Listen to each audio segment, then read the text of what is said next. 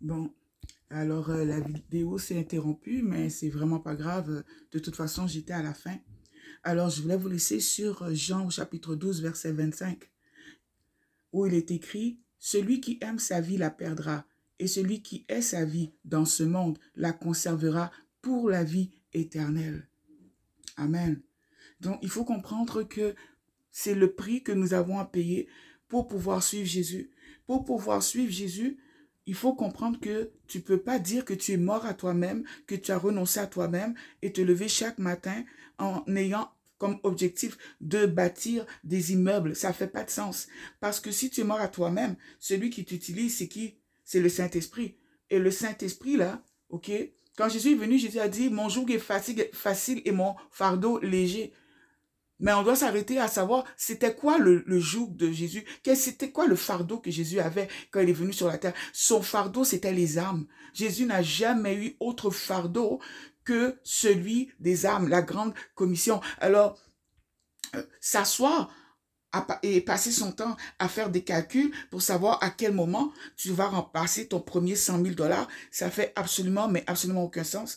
Parce que si tu travailles à t'enrichir sur la terre, le Seigneur risque de dire, comme il a dit pour les pharisiens qui aiment se montrer lorsqu'ils donnent l'aumône et que les gens les applaudissent, donc qui aiment être vus du public, être admirés, être respectés, ils ont déjà eu leur récompense. Alors, dans la vie éternelle, point de récompense pour eux. Ils ont préféré la récompense qui était éphémère, celle qui venait des hommes, celle qui était terrestre, au lieu de renoncer à ce qui est terrestre pour gagner ce qui est céleste. Parce qu'il faut bien remarquer ici qu'on n'a pas d'autre choix que de renoncer pour gagner. Il faut perdre pour gagner. Voilà. Alors, c'est un passage qui est répété dans tous les livres, jusqu'à Luc aussi, Luc 17, verset 33. Celui qui cherchera à sauver sa vie la perdra. Et celui qui la perdra la retrouvera. Mais si tu la perds, il faut que tu la perds à cause du nom de Jésus. Il ne faut pas que tu renonces parce que tu as décidé de vivre comme un ermite, parce que tu as décidé de pratiquer la simplicité volontaire.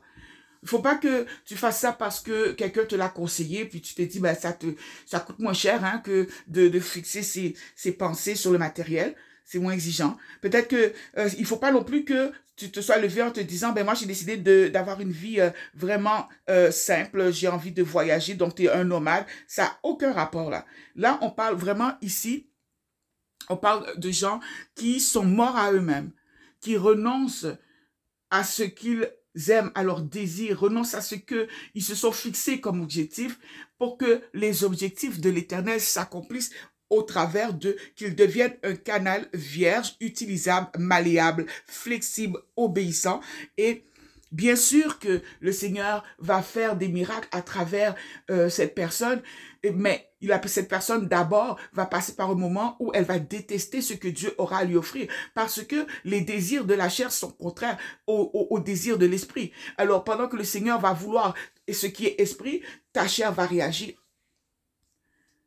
Et c'est là que tu dois tenir ferme et manifester ta fidélité envers l'Éternel, notre Père, Abba. Amen.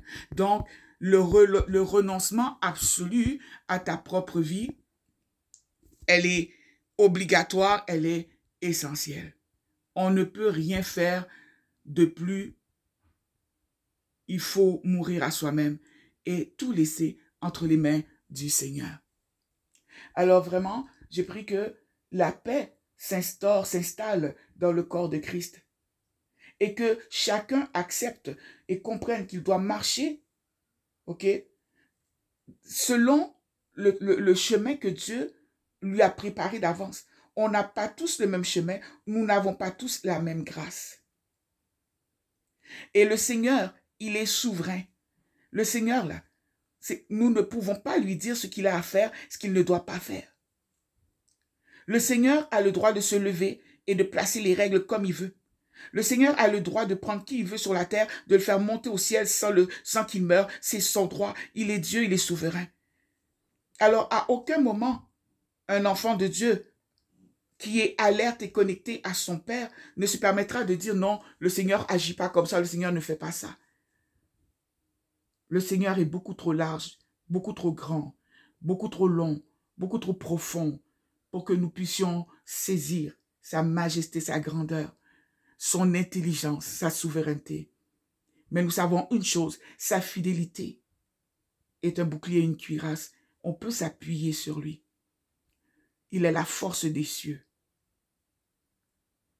Si Dieu t'appelle à te comporter de telle manière et que tu es convaincu, tu sais que c'est le Saint-Esprit qui t'a dit de te dépouiller, même si on rit de toi, fonce.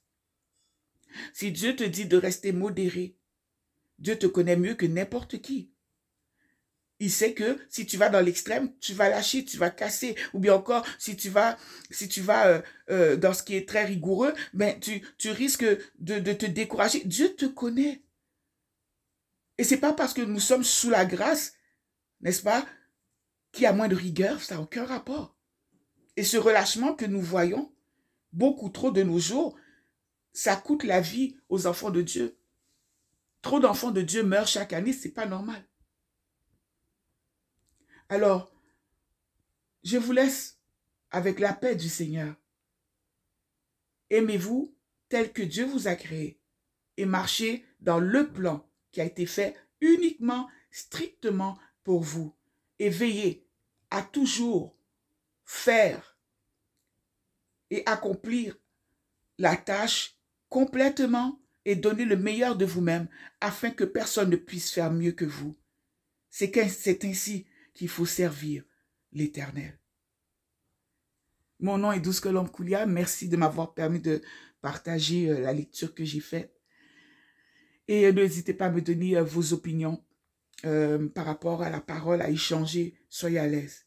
Que la paix du Tout-Puissant soit avec vous. Je vous dis shalom.